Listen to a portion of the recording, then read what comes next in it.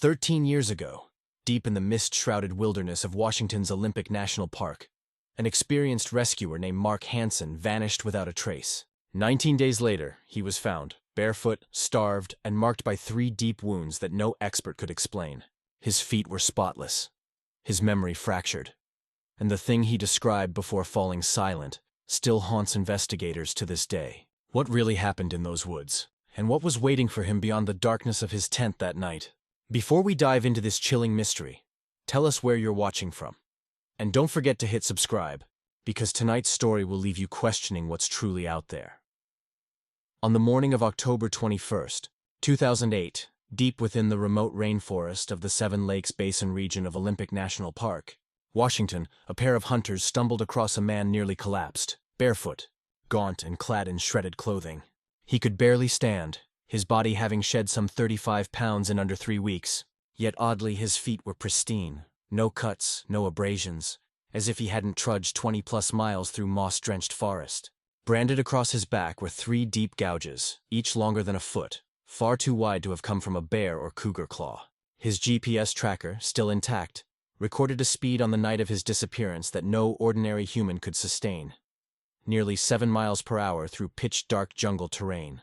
He remembered only a single sound, a whistle that pulled him awake inside his tent, a sound decidedly not made by wind. Medical tests later revealed levels of stress hormones consistent with prolonged, life-threatening danger. His name was Mark Hansen, 46, a seasoned geologist and volunteer rescuer with more than a decade of experience on these mountains. He had logged dozens of trips across this route, but that morning he packed his gear in his Toyota Tacoma and said goodbye to his wife, Susan, telling her he would return by evening of October 4th. In his pack, a tent, sleeping bag, 3 days of food, a top-of-the-line Garmin GPS, satellite phone, first aid kit, knife, and topo maps. A safety-conscious professional, not a man prone to panic. That afternoon he arrived at the trailhead near the Salt Duke River, checked in with Ranger David Cole, who noted the forecast looked clear. All systems go. Mark hiked steadily, stopping now and then to photograph and annotate geology, until he reached a flat spot 6 feet from the largest of the lakes, set his tent, built a small fire, and sent a short text to Susan. Near Lake Ho, the wind has died down completely. It's too quiet. I feel like I'm being watched. Just minutes after that message, silence swallowed him, and what followed would shatter everything he knew about that wilderness. If Mark Hansen ever wrote a message like that, Susan knew it wasn't a casual remark. Something had genuinely disturbed him that evening. She immediately tried calling his satellite phone, relieved to hear it ring, but no one answered. She left a brief voicemail, urging him to call her back the moment he could. An hour later, she tried again. Still nothing. Anxiety tightened in her chest, but she forced herself to believe he was simply busy collecting samples or watching the sunset, his phone buried somewhere in his pack. She reminded herself that communication lapses were common in the mountains. By the following morning, October 3rd, her unease had turned into dread. She called again, no answer. Desperate for reassurance, she contacted the Olympic Mountain Rescue Team, where Mark had volunteered for over a decade. The coordinator, Tom Richards, tried to calm her. Mark wasn't scheduled to return until the evening of October 4th, but he promised to check in anyway. Tom attempted to reach Mark through his satellite phone. Silence. Then he checked Mark's GPS tracker.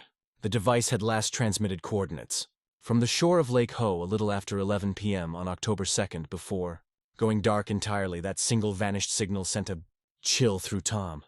He had worked with Mark on countless operations.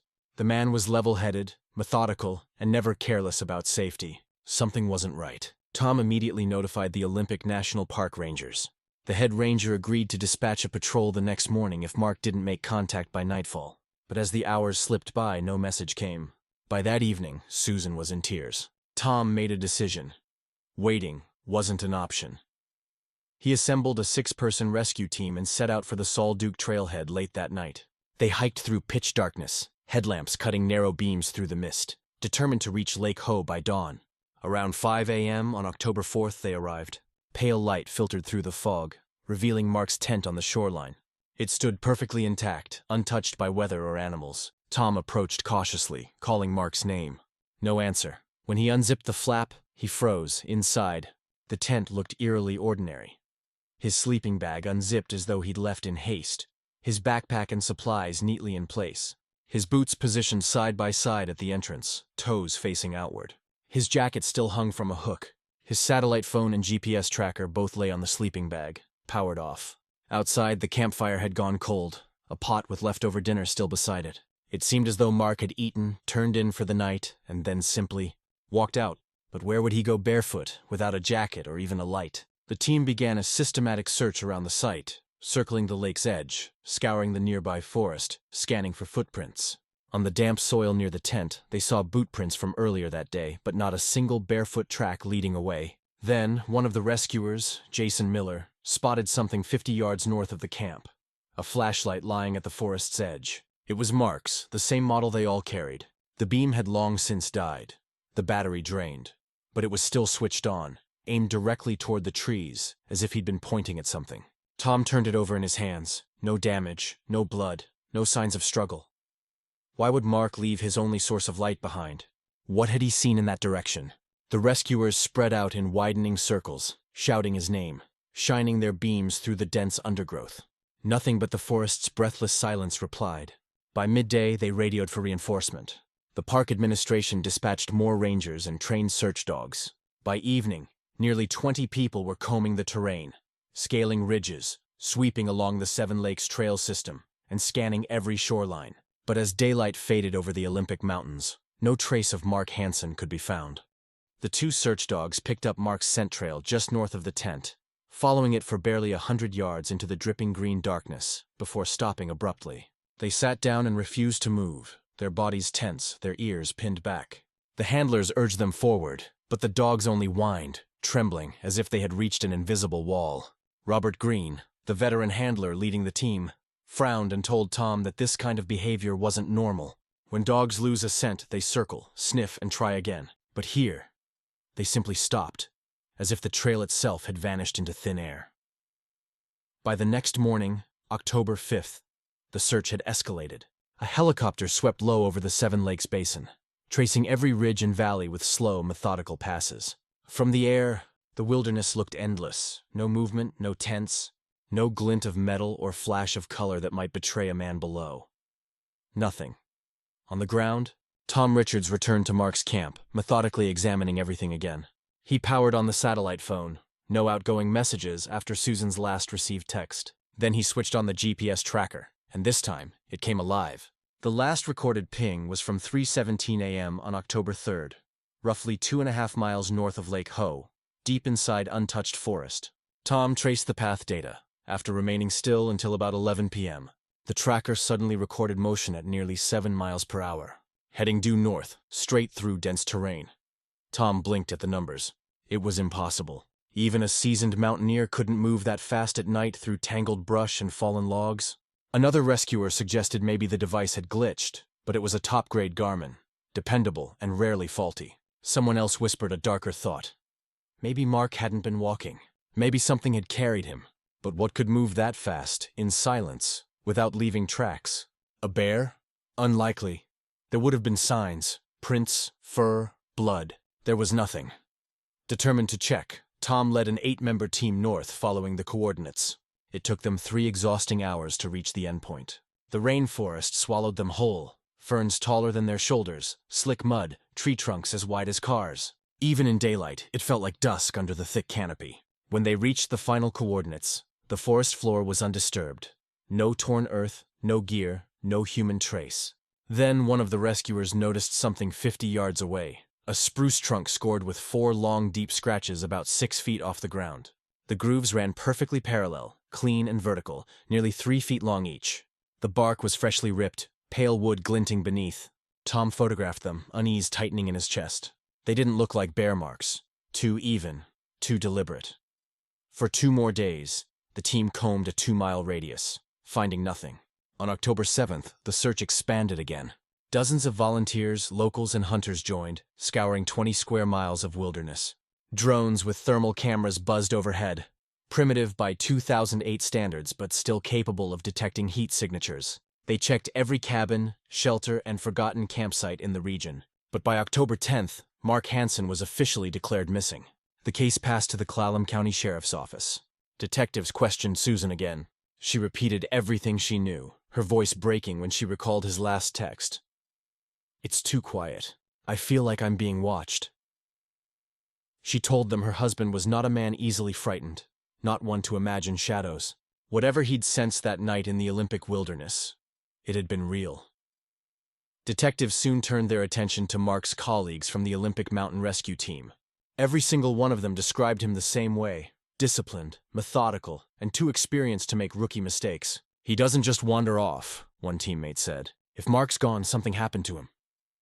Still, by October 11th, the once massive search effort had begun to shrink. Volunteers had to return to their jobs, leaving only a handful of rangers and rescue specialists in the field. The rain returned, washing away footprints and scent trails. Then, on October 12th, a park ranger hiking along a narrow stream about 5 miles north of Mark's camp noticed something pale tangled among the river rocks. A torn t-shirt. It was soaked, muddy, and stained with something dark. The ranger radioed it in immediately. The shirt was sealed, sent for analysis, and the results came back within a day. The blood was Mark Hansen's. But there wasn't much of it, not enough to suggest a major injury. It was the first real trace of him since that eerie message to his wife, and it only deepened the mystery. For 3 more days, search teams combed every slope and gully around the discovery site, but nothing else surfaced. By mid-October, the number of active searchers had dropped to barely 10. Everyone knew the odds. The temperatures were falling, the nights long and wet, and if Mark were injured and alone, survival beyond a week was nearly impossible. On October 18th, the park administration called off the official search, leaving the case open but inactive. Susan refused to accept it. She hired a private search and rescue company from Seattle, a 6-person team of specialists led by a survival expert named Jack Morris. They arrived the next day and immediately began reanalyzing every clue. Mark's GPS logs, campsite photos, terrain maps, even the shirt location. They interviewed every rescuer, ranger, and volunteer who had participated, hunting for inconsistencies. When Morris spoke with Robert Green, the dog handler from the first search, something caught his attention. Green described the dog's strange behavior, the way they had tracked Mark's scent easily, moving with confidence until reaching a point where they suddenly froze, whining and refusing to go farther. "It was like they hit a wall," Green said. Morris asked if he had ever seen that before. Green nodded reluctantly. Once, years earlier, during another search when the dogs refused to advance toward the site of a fatal bear attack. "They must have sensed a predator," he said quietly. Intrigued, Morris asked Green to show him the exact spot where the dogs had stopped. The next morning, October 20th, the 2 men hiked back into the mist-drenched forest north of 7 Lakes. About 100 yards from Mark's camp, they reached a small clearing hemmed in by moss-covered spruce and cedar. Nothing about it seemed remarkable at first. But when Morris stepped farther into the trees, his instincts caught something off. The trunks were scarred, deep, parallel grooves, just like the ones found miles away. He counted dozens of them, most stretching 5 to 10 feet high, each gouge spaced roughly 4 inches apart. Too wide for a bear, too high for a cougar. And then there was the ground. It was unnervingly clean. The Olympic rainforest is usually choked with ferns, vines, and undergrowth. But here the earth was bare, as if something large moved through regularly, flattening everything beneath it. Morris crouched, touching the soil. It was compacted, smooth. He called Green over. The handler stared, baffled. "I've worked these mountains 20 years, he murmured. "I've never seen a place like this." Both men stood in uneasy silence, surrounded by trees marked with claw-like scars, in a clearing where even the forest seemed afraid to grow. When Morris and Green returned to camp that evening, they reported everything they had seen: the claw-marked trees, the unnervingly bare ground, the heavy stillness that seemed to cling to that part of the forest. The team agreed they would return at first light with full gear and spend the entire day surveying the area. On the morning of October 21st, the private rescue group set out again, their equipment weighed down with cameras, mapping tools, and enough supplies for a long day's work. Around 11 a.m., after hiking nearly a mile north of Mark's last known camp, they stopped for a short break. The forest was difficult: steep ridges, slick roots, undergrowth so dense it swallowed their boots. Then Kyle Anderson froze mid-step. "Did you hear that?" he whispered. The group went silent. From somewhere deep in the timber came a sound, long, low, and mournful. Something between a human moan and the guttural roar of an animal. It rose and fell like wind through a tunnel, then stopped. No one spoke. The air felt heavy, charged. Morris finally broke the silence, asking if anyone could recognize it. They all shook their heads. Against better judgment, they decided to move toward the direction it came from. Another half-mile in, it echoed again, closer this time, clearer. It wasn't a bear or a deer or any sound they had ever heard in those woods. Morris pulled out his camera and began recording. A third time, the sound came, now within 100 yards, then complete silence. After waiting several uneasy minutes, Morris suggested they turn back. The light was already fading beneath the forest canopy. As they retraced their steps, Kyle caught something glinting near one of the scarred spruce trunks. It was a single sock, muddy, torn, and stretched thin. He held it up. Morris examined it carefully. A large men's hiking sock, no tag, but it fit Mark's size. They sealed it in a plastic bag to give to Susan. That evening, when they showed it to her, she confirmed instantly. It was Mark's. She had bought him the same brand months earlier. For another week, the private team continued their investigation, finding only scattered remnants. A torn scrap of trouser fabric, a single plastic button half buried in moss. All evidence pointed north, deeper into the untouched wilderness, as if Mark had continued on foot or been taken beyond the known trail. But by the end of October, the search had drained Susan's savings. The team withdrew, their work unfinished. Mark Hansen had vanished into the heart of the Olympic rainforest, leaving behind only fragments. Yet fate wasn't done with the story. At dawn on that same October 21st, 19 days after Mark's disappearance, two brothers, Brian and Tom Keller, were hunting deer along the Bogachel River Valley, roughly 17 miles west of the Seven Lakes Basin. It was remote country, where the rainforest pressed in so thick that even daylight felt dim. Around 8 a.m., they paused after hearing what sounded like a faint groan carried on the wind. Thinking it might be an injured animal, they pushed through a thicket of ferns and froze. Curled at the base of a massive cedar lay a man, barefoot, skeletal, and barely conscious. His clothes were shredded and soaked with mud. Brian rushed to him and checked for a pulse. Weak but steady. The man was alive. Tom offered water from his flask. The stranger's lips trembled as he took a few sips. When he finally opened his eyes, they were hollow, unfocused, like someone staring through the world rather than at it. Brian asked his name, but he didn't respond. Then Tom lifted what was left of his shirt, and both men recoiled. Across his back ran 3 deep, healing gashes, each perfectly parallel, stretching from shoulder to hip. Whatever had cut him had not killed him, but it had left its mark. With no phone signal in that wilderness, Brian sprinted 2 miles back toward their pickup truck to radio for help, while Tom stayed behind, kneeling beside the silent, broken man who would later be identified as Mark Hansen. Brian reached the truck in less than 20 minutes, lungs burning as he tore through the wet brush. He jumped behind the wheel and sped toward the nearest ranger station, his tires spitting mud from the narrow forest road. Bursting through the door, he gasped out what he had seen. A man, half dead, lying at the base of a cedar deep in the Bogachel Valley. Within minutes, rangers had called in an ambulance and a rescue unit.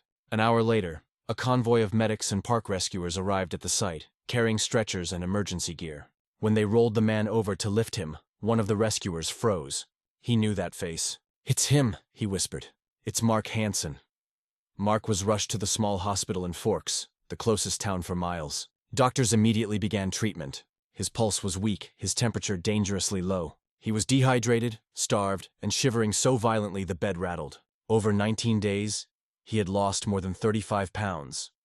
Dr. Emily Hart, the attending physician, couldn't understand how he was still alive. But what struck her most were his feet, bare, caked in dirt, yet almost uninjured. Only a few faint abrasions, no deep cuts or infections. It made no sense. No one could walk 17 miles through a rainforest barefoot and come out like that. Then there were the wounds on his back. 3 deep, parallel gashes stretching nearly 14 inches across his skin. The cuts were smooth-edged, slicing into muscle but not cleanly like a knife. They weren't consistent with any known animal attack either. Dr. Hart took photographs and samples for analysis, baffled by their precision. "Too sharp for claws," she murmured. "Too uneven for a blade." For now, she focused on stabilizing him. Mark was placed on IV fluids, slowly rehydrated, and kept under constant watch. When Susan arrived that afternoon, she broke down at the sight of her husband. Gaunt, pale, his eyes half open, yet distant. He reached out weakly and took her hand, but said nothing. By evening, his condition began to improve. His pulse strengthened, his color returned, and his mind started to clear. The next day, the detective assigned to his disappearance came to speak with him, notebook in hand, careful not to push too hard. Mark's story came out in fragments. He said the last thing he remembered clearly was lying in his sleeping bag inside the tent near Lake Ho. It was night. The stars had been bright, the air perfectly still. Then came the sound, a whistle. Not the wind, not an animal. A high, drawn-out tone that seemed to come from every direction at once. It filled the air, vibrating through the canvas walls. He remembered unzipping the tent flap and stepping into darkness so thick it felt unnatural. The stars were gone. Even the glow from his campfire had vanished. It was as if something had swallowed the light itself. A primal fear overtook him. Instinctive, raw, almost animal. He didn't think. He just ran. Barefoot, without his jacket or light, he bolted into the forest. What happened next was a blur. His next clear memory was waking under a tree in daylight, his body aching, his mind foggy. He couldn't move at first, too weak even to sit up. After that, everything was broken flashes. Drinking from streams, chewing bitter berries, crawling when he couldn't walk. He said he felt like something was always behind him, watching. When asked about the scratches, Mark hesitated. He remembered only flashes, a presence in the dark, large and silent, moving just beyond his vision. He heard footsteps, heavy and deliberate. Then pain, sharp and searing, cutting across his back. He fell and everything went black. The detective asked what it looked like, man or animal. Mark shook his head slowly. No face, he whispered. Just a shadow, big, moved wrong. Not human, not animal, different. The detective wrote every word down, uncertain what to make of it, but unable to shake the cold feeling that this was only part of what Mark had truly seen out there in the dark. As part of Mark Hansen's recovery, doctors ordered a full psychological evaluation. Dr. Jeffrey Stone, a seasoned trauma specialist, met with him over several sessions and quickly realized the depth of his suffering.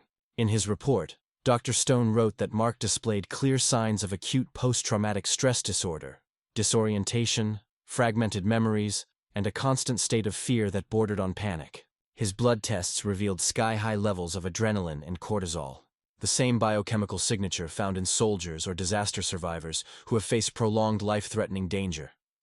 Dr. Stone emphasized that none of it was fabricated.